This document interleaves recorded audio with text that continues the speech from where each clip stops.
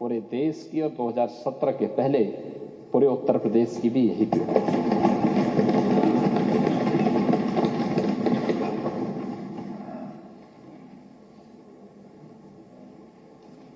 दो 2017 के पहले उत्तर प्रदेश को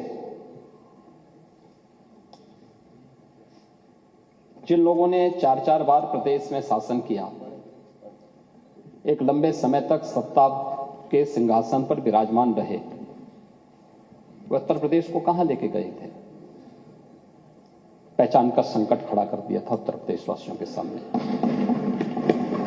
एक पहचान का संकट आया था। यहां का नौजवान बाहर नहीं जा सकता था, पहचान छुपाने के लिए मजबूर था। उत्तर प्रदेश से बाहर निकलता था तो हे दृश्य देखा जाता था। नौजवान कहीं जाता था, नौकरी नहीं मिलती थी।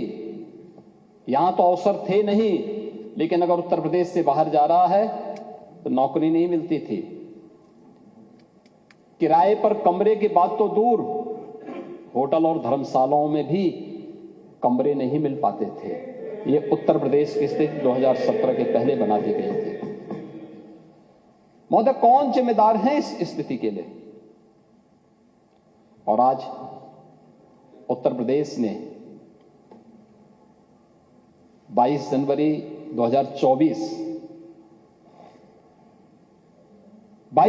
2024 की घटना को भी देखा है। पूरा देश अभिभूत था।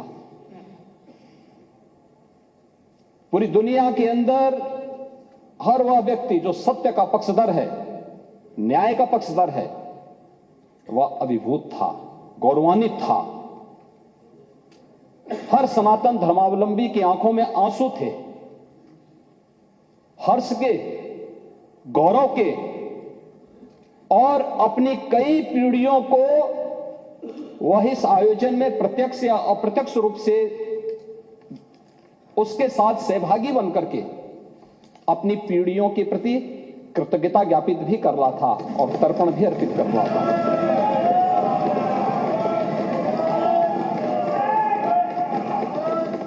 यह मेरा सौभाग्य है कि उस आयोजन में मैं प्रत्यक्ष रूप से था। वहां के वातावरण को मैं समझ सकता था। 25 करोड़ की उत्तर प्रदेश की आबादी और 140 करोड़ का हमारा देश, कमोवेश हर प्रदेश का प्रतिनिधित्व था, नेतृत्व वर्ग था। आदरणीय प्रधानमंत्री जी की उपस्थिति थी, पूज्य संतों की, आचार्यों की और समाज के हर तबके की उपस्थिति वहां पर मौजूद थी। अद्भुत वातावरण था, ऊर्जा से भरपूर था। और यही उत्तर प्रदेश, जिस उत्तर प्रदेश के नौजवानों को देख करके उत्तर प्रदेश के नागरिकों के बारे में टिप्पणी होती थी, आज उस उत्तर प्रदेश जहां कोई आना नहीं चाहता था, आज देश और दुनिया का हर व्यक्ति उत्तर प्रदेश आने के लिए तैयार बैठा है। ये घटनाएं कैसे परिवर्तित करती हैं? और इसीलिए जब मैं इस सदन में मिला, पहले दिन जिस दिन दलीय नेताओं की बैठक थी, तो हर सदस्य के चेहरे पर एक आत्मसंतोष का भाव था।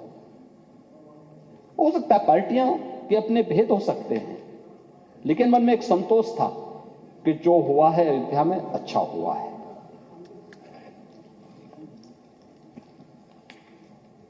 और हर व्यक्ति के मन में एक भाव था कि नहीं, अयोध्या हम सबको चलना चाहिए। यह अद्भुत, अलौकिक, अविस्मरणीय क्षण था। हर व्यक्ति गौरवान्वित था, गौरव की अनुभूति कर रहा था। और गौरव की अनुभूति इसलिए कर रहा था कि लगभग 500 वर्षों के एक लंबे अंतराल तक चले लंबे संघर्ष, लंबी कवायद, लंबा वाद विवाद, सर्वानुमति के साथ उसका समाधान का रास्ता निकला और पूरे देश की जनभावनाओं के अनुरूप आज रामलला के भव्य मंदिर के निर्माण का मार्ग प्रशस्त न केवल हुआ है, बल्कि रामलला वहां प्रत्यक्ष रूप से विराजमान भी हुए और सबकी उपस्थिति। दुनिया के अंदर पहली घटना थी जहां प्रभु को अपने स्वयं के अस्तित्व के लिए स्वयं प्रमाण जुटाने पड़े थे, स्वयं प्रमाण जुटाने पड़े थे। लेकिन राम की मर्यादा हमें धैर्य की प्रेरणा देती है। उस धैर्य के साथ जो 500 वर्षों के एक लंबे अंतराल को सनातन हिंदू धर्मावलंबियों ने व्यतीत किया, ये वे धैर्य उस प्रसन्नता के रूप में, दीपोत्सव के रूप में, आतिशबाजी के रूप में 22 जनवरी को पूरी हिंदुस्तान के अंदर और दुनिया के अंदर जहां कहीं भी हम देख रहे थे, हर ओर से एक ही आवाज आ रही थी। यह अद्भुत क्षण था और हमें प्रसन्नता इस बात की थी, हम अंतःकरण से प्रसन्नता इस बात की थी कि प्रभु तो विराजमान हुए हैं, उनके भव्य और दिव्य प्रतिमा की प्राण प्रतिष्ठा का कार्यक्रम संपन्न हुआ है, भारत के गौरव की प्राण प्रतिष्ठा का कार्यक्रम संपन्न हुआ है। जी न्यूज़।